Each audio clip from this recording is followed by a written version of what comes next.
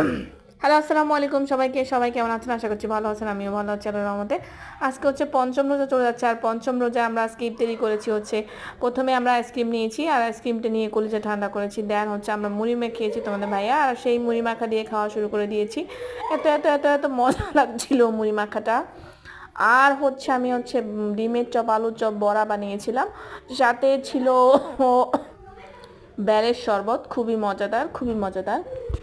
তো কে কীভাবে ইফতার করেছে অবশ্যই জানাবে, আর আমার ইউটিউব চ্যানেলটা লাইক কমেন্ট শেয়ার দিয়ে দেবে ইনশাল্লাহ। আশা করছি সবাই ভালো থাকবে, সুস্থ থাকবে, আমাদের জন্য দোয়া করবে, আমার পরিবারের জন্য দোয়া করবে। আসসালামু আলাইকুম।